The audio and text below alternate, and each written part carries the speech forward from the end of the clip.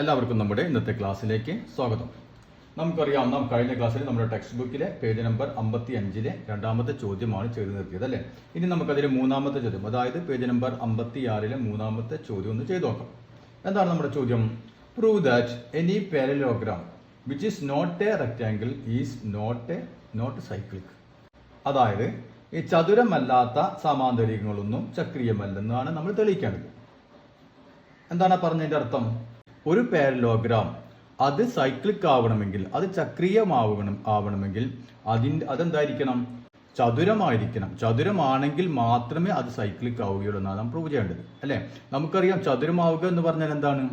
ചതുരമാവുക എന്ന് പറഞ്ഞാൽ അതിന്റെ ആംഗിളുകൾ എത്രയായിരിക്കും? 90 ഡിഗ്രി ആയിരിക്കും അല്ലേ. അപ്പൊ അങ്ങനെയാണെങ്കിൽ മാത്രമേ അത് ഒരു ചക്രീയമാവുകയുള്ളൂ. അതേസമയം മറ്റു പാരലോഗ്രാം ഒന്നും ചക്രീയമാവുകയില്ല, സൈക്ലിക് ആവുകയില്ല എന്നാണ് നാം പ്രൂവ് ചെയ്യേണ്ടത്.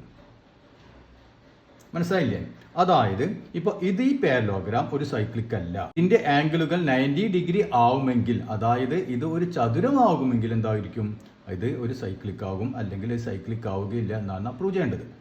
അപ്പൊ നമുക്കറിയാം, അത് സൈക്ലിക് ആവണമെങ്കിൽ അതിന്റെ ഓപ്പോസിറ്റ് ആംഗിളുകൾ കൂടി കൂട്ടിയാൽ നമുക്ക് എത്ര കിട്ടണം?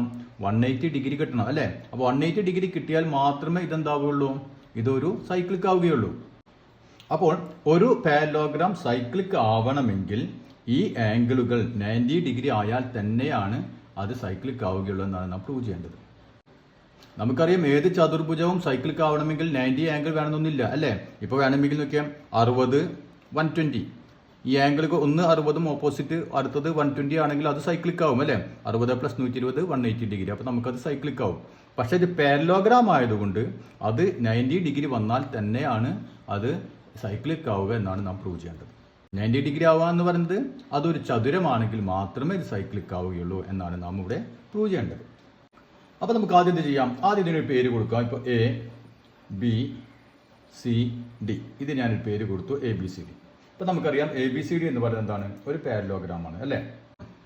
അപ്പോൾ നമുക്കറിയാം, ഒരു പാരലോഗ്രാമിലെ ഓപ്പോസിറ്റ് ആംഗിളുകൾ എത്രയായിരിക്കും? അത് തുല്യമായിരിക്കും അല്ലേ. അത് നാം പഠിച്ചിട്ടുണ്ട്. അതുകൊണ്ട് നമുക്ക് എഴുതാം, ഇൻ പാരലോഗ്രാം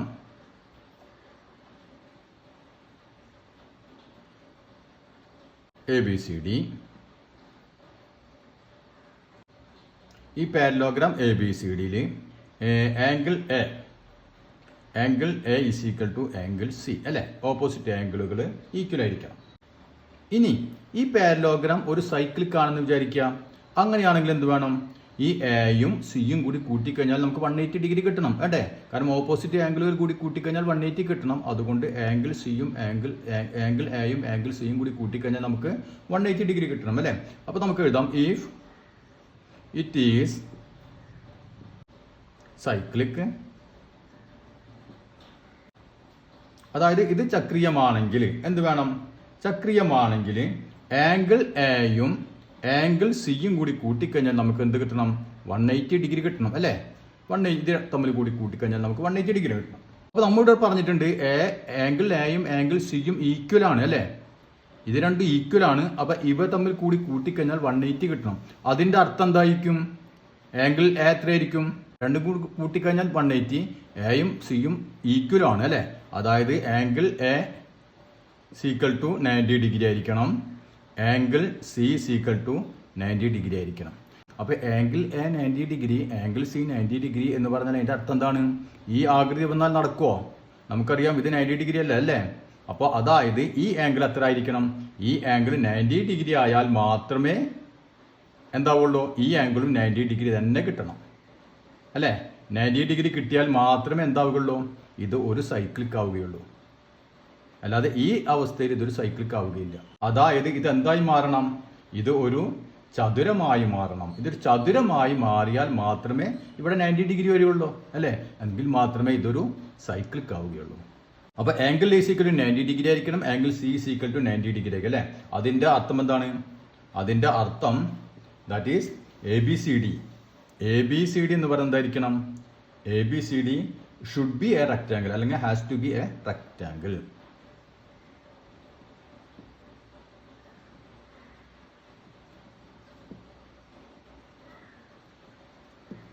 ABCD എന്തായിരിക്കണം?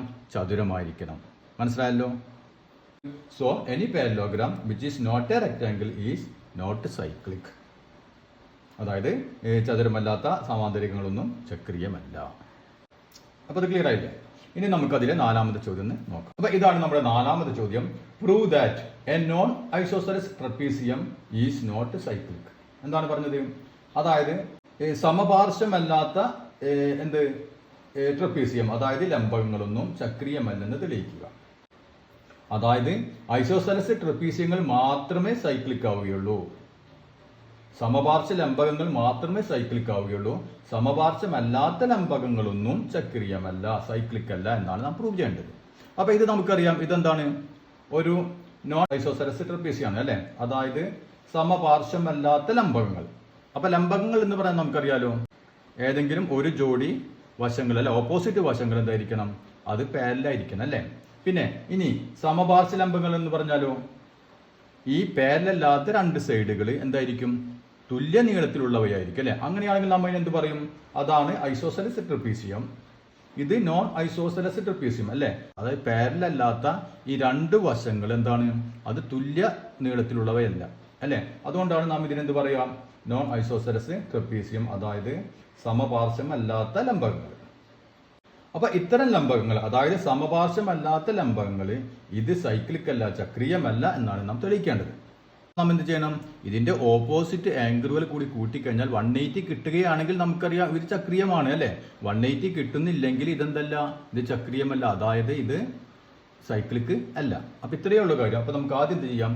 നാം നേരത്തെ ചെയ്ത പോലെ തന്നെ ഒരു പേര് കൊടുത്തു, ABCD, അതന്നെ എടുക്കട്ടെ. ഇനി ഇപ്പോൾ ABCD എന്ന് പറഞ്ഞ എന്താണ്? ഒരു നോൺ ഐസോസെലസ് ട്രപ്പീസിയം അല്ലെ. അത് നമുക്ക് എഴുതാം, ABCD ഈസ് എ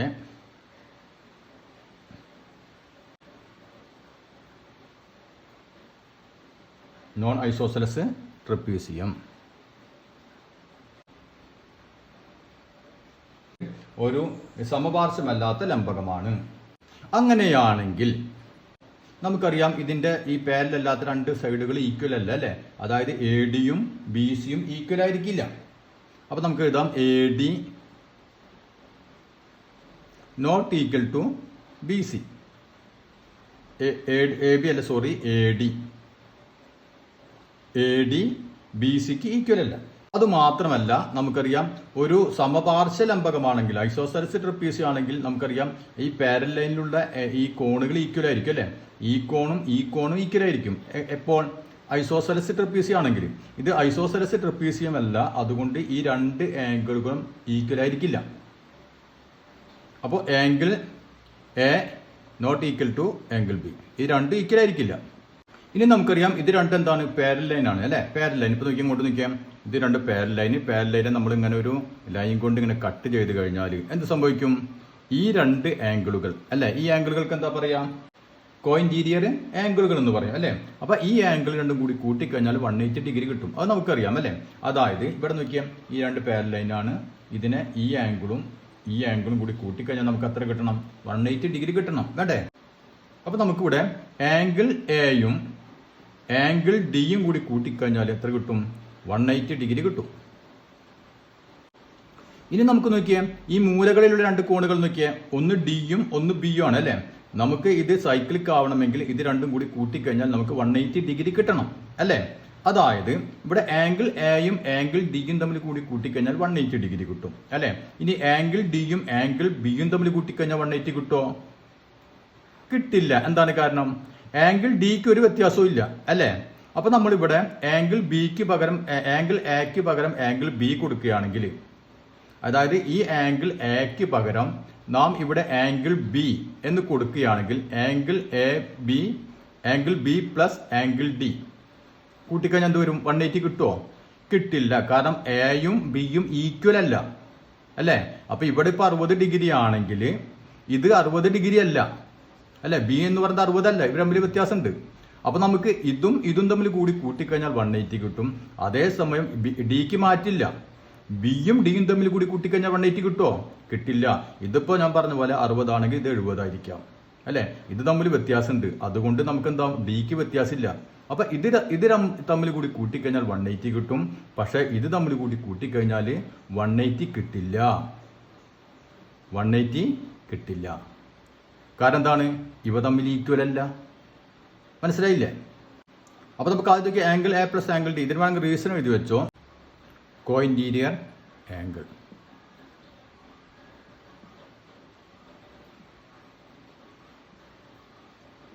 അതായത് ഇതിനെന്താ പറയാ, ആന്തര സഹകോൺ അല്ലേ, അങ്ങനെ എന്താണ് പറയുക, ആന്തര സഹകോൺ.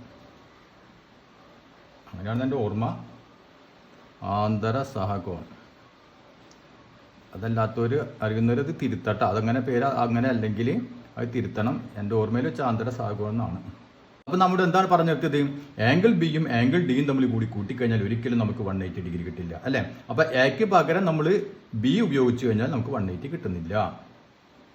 അപ്പോൾ വേണമെങ്കിൽ ഇവിടെ നമ്മൾ അതിന് റീസൺ എഴുതി വെക്കാം. എന്തെന്ന് എഴുതാം? As angle A and angle B are not equal, അവർ തമ്മിൽ ഈക്വൽ അല്ലാത്തത് കൊണ്ട് നമ്മൾ ബിക്ക് പകരം ഇവിടെ എ ഉപയോഗിച്ച് കഴിഞ്ഞാൽ 180 കിട്ടില്ല അല്ലേ. വെൻ വി യൂസ്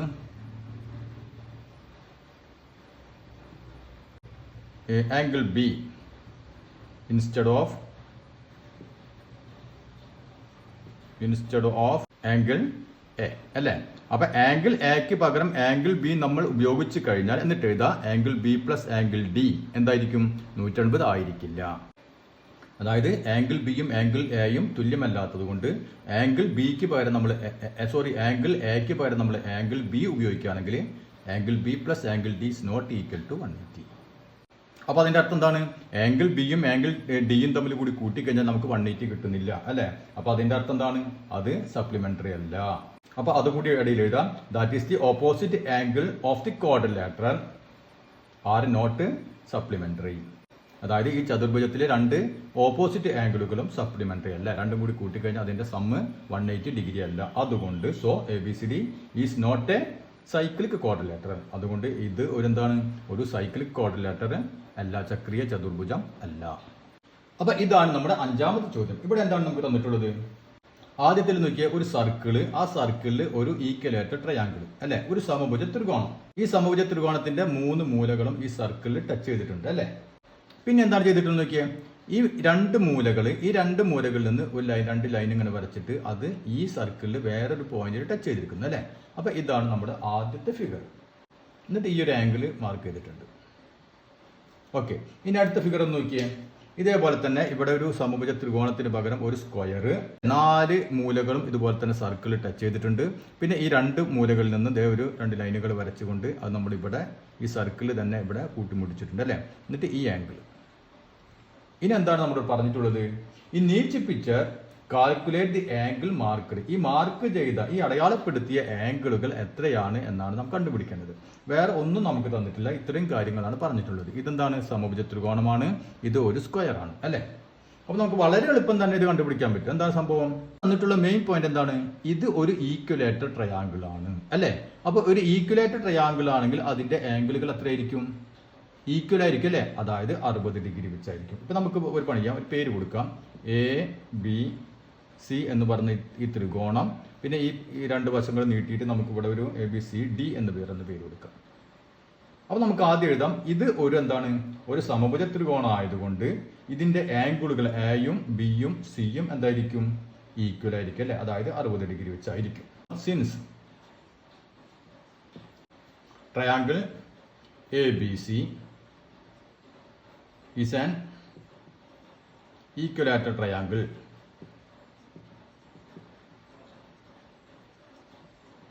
അപ്പൊ ഇത് ABC ഒരു സമഭുജ ത്രികോണം ആയതുകൊണ്ട് എന്തായിരിക്കും? 3 ആംഗിൾ ഈക്വൽ ആയിരിക്കും അല്ലെ. Angle A is equal to angle B is equal to angle C അല്ലെ. എത്ര വെച്ചിട്ടുണ്ടായിരിക്കും? 60 ഡിഗ്രി അല്ലെ.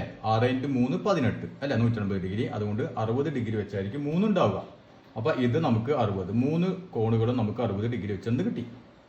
നോക്കിയേ, ഇതിന്റെ ഈ 2 മൂലകൾ തമ്മിൽ കൂട്ടി യോജിപ്പിച്ചാണ് ഈ സർക്കിളിലെ ഒരു പോയിന്റിലാണ് കൂട്ടി യോജിപ്പിച്ചിരിക്കുന്നത് അല്ലെ. അതായത് ഇതിപ്പോ മൊത്തം എന്തായി മാറി? ഒരു സൈക്കിൾക്ക് ക്വാഡ്രിലാറ്ററലായി മാറി അല്ലേ. അതായത് ഇതിന്റെ 4 മൂലകളും ഒരു സർക്കിളിൽ ടച്ച് ചെയ്യുന്നുണ്ട്. അതുകൊണ്ട് എന്താണ് ഇത് ഒരു സൈക്കിൾക്ക് ക്വാഡ്രിലാറ്ററൽ ആണ് അല്ലേ. അതായത് ചക്രീയ ചതുർഭുജമാണ്.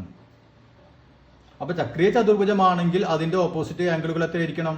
രണ്ടും തമ്മിൽ കൂട്ടിക്കഴിഞ്ഞാൽ നമുക്ക് 180 കിട്ടണം അല്ലേ. അപ്പൊ ഇത് 60 ആണെങ്കിൽ എത്രയായിരിക്കും? 180 നിന്ന് 60 കുറയ്ക്കുക. അപ്പൊ ഈ ആംഗിൾ കിട്ടി അല്ലേ. വളരെ ഈസി. അപ്പൊ നമുക്ക് എഴുതാം ADBC. അതായത് ADBC എന്ന് പറയുന്നത് എന്താണ്? ഇസ് എ സൈക്ലിക് ക്വാഡ്രിലാറ്ററൽ അല്ലേ. Is A cyclic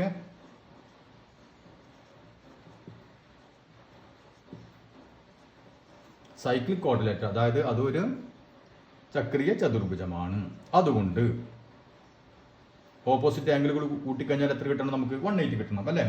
angle C plus angle D 180 കിട്ടണം. അപ്പൊ ആംഗിൾ സി നമുക്കറിയാലോ 60 ഡിഗ്രി അല്ലേ.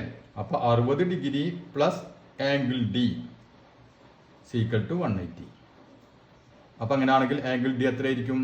ആംഗിൾ ഡി സീക്വൽ ടു 180യിൽ നിന്ന് എത്ര കുറച്ചാൽ മതി? 60 ഡിഗ്രി കുറച്ച് കഴിഞ്ഞാൽ നമുക്ക് ഉത്തരമായി. എത്രയാണ്? 120 ഡിഗ്രി. അപ്പൊ നമ്മൾ ABCD ഒരു സൈക്ലിക് ക്വാഡ്രിലാറ്റർ എന്ന് പറയാൻ കാരണം എന്താണ്? ഈ മൂലകൾ ഇതിൽ മുട്ടിയിട്ടുണ്ട് സർക്കിൾ അല്ലേ. പിന്നെ ഈ മൂല ഇതിൽ സർക്കിൾ മുട്ടിയിട്ടുണ്ടെന്ന് ചോദ്യത്തിൽ തന്നെ ഉണ്ട്. അപ്പൊ അതിന്റെ അർത്ഥം സൈക്ലിക് ക്വാഡ്രിലാറ്റർ ആണ്. അതുകൊണ്ട് ഇത് തമ്മിൽ കൂടി കൂട്ടിക്കഴിഞ്ഞാൽ നമുക്ക് 180 കിട്ടണം. അങ്ങനെയാണെങ്കിൽ ഈ angle 180 minus 60 equal to 120 degree. ഇനി നമുക്ക് അടുത്തൊന്ന് നോക്കിയാൽ ഇവിടെ ഒരു സ്ക്വയർ ആണ് അല്ലേ. സ്ക്വയർ ആണ്. ഈ പോയിന്റുകൾ ഇവിടെ നീട്ടിയിട്ടുണ്ട്. നമുക്ക് എന്ത് വേണം? നമുക്ക് ഇത് എത്രയാണെന്ന് കണ്ടുപിടിക്കണം. എങ്ങനെ നമ്മൾ കണ്ടുപിടിക്കും? ഇത് ഒരു സ്ക്വയർ ആണ് അല്ലേ. അപ്പൊ ഇതിന്റെ ആംഗിൾ ഇപ്പൊ നമുക്ക് പേര് കൊടുക്കാം. ആദ്യം നമുക്ക് ABCD ഏതെങ്കിലും പേര് കൊടുത്തോ, അല്ലെ PQR എന്ത് പേര് വേണമെങ്കിലും കൊടുത്തോ. ഈ പോയിന്റ് നമുക്ക് ABCDE എന്ന് കൊടുത്തു. ഇനി ഇതെന്താണ്? ഒരു സ്ക്വയർ ആണ്. സ്ക്വയറിന്റെ ആംഗിൾ എത്രയാണ്? നമുക്കറിയാം 90 ഡിഗ്രി വെച്ചാണ് അല്ലേ. അപ്പൊ ABCD എന്താണ്? ഒരു സ്ക്വയർ ആണ്. ABCD is a square. Square ആയതുകൊണ്ട് നമുക്കറിയാം ഇതിന്റെ 4 കോണുകൾ ഈക്വൽ ആണ് അല്ലേ. Angle A is equal to angle B equal to angle C equal to angle D അല്ലേ. അതായത് ഓരോന്നിന്റെയും ആംഗിൾ എത്ര ഡിഗ്രി വെച്ചാണ്? 90 ഡിഗ്രി വെച്ചാണ്. ഇനി നമുക്ക് നോക്കിയേ, ഈ ആംഗിൾ ആണ് കണ്ടുപിടിക്കേണ്ടത് അല്ലേ. അപ്പൊ ഈ ആംഗിൾ കണ്ടുപിടിക്കണം. നമുക്ക് നേരത്തെ പറഞ്ഞ പോലെ ഒരു സൈക്ലിക് ക്വാഡ്രിലാറ്റർ ഇതിൻ്റെ ഉള്ളിൽ നമുക്ക് ഉണ്ടാക്കണമെങ്കിൽ ഈ പോയിന്റ് ഉൾപ്പെടുന്ന ഒരു സൈക്ലിക് ക്വാഡ്രിലാറ്റർ ആണ് നമ്മൾ ഉണ്ടാക്കേണ്ടത് അല്ലേ. അപ്പൊ നമുക്ക് ഏറ്റവും എളുപ്പമായ പണി എന്താണെന്ന് നോക്കിയാൽ, ഈ പോയിന്റ് സർക്കിളാണ്, ഈ പോയിന്റ് സർക്കിളാണ്, ഈ പോയിന്റ് സർക്കിളാണ് അല്ലേ. അപ്പൊ 3 എന്ത് കിട്ടി? മൂലകൾ നമുക്ക് കിട്ടി. ഇനി നമുക്ക് ഒരു മൂല കിട്ടിയാൽ മതി. അപ്പൊ നമ്മൾ എന്ത് ചെയ്യാം? ഇതിനെ ഒന്നും കൂടി കൂട്ടി യോജിപ്പിച്ച് നോക്കിയാൽ, അതായത് ബിയും തമ്മിലൊന്ന് കൂട്ടി യോജിപ്പിച്ച് നോക്കിയാൽ.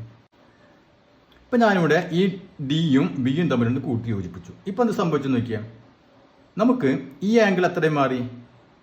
നമുക്കറിയാം ഇത് മൊത്തം 90 ഡിഗ്രിയാണ് അല്ലേ. അപ്പൊ ഇതിന്റെ ഈക്വൽ ആയിട്ട് ഡിവൈഡ് ചെയ്ത് കഴിഞ്ഞാൽ ഇത് 45 ഡിഗ്രി, ഇത് 45 ഡിഗ്രി അല്ലേ. അപ്പൊ ഇത് നമുക്ക് 45 ഡിഗ്രി കിട്ടി. ആംഗിൾ ADB എത്ര കിട്ടി?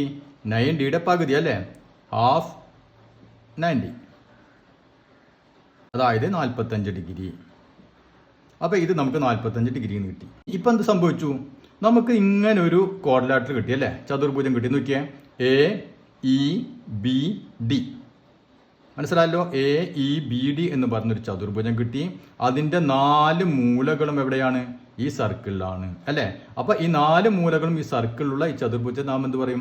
ചക്രീയ ചതുർഭുജം എന്ന് പറയും അല്ലെ. അപ്പൊ ചക്രീയ ചതുർഭുജത്തിന്റെ ഓപ്പോസിറ്റ് ആംഗിളുകൾ എത്രയായിരിക്കണം? കൂട്ടിക്കഴിഞ്ഞാൽ നമുക്ക് 180 ഡിഗ്രി കിട്ടണം അല്ലെ.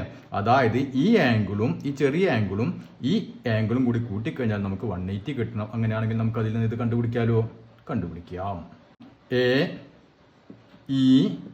AEBD അല്ലെ. AEBD ഈസ് എ സൈക്ലിക് ക്വാഡ്രിലാറ്റർ അല്ലേ.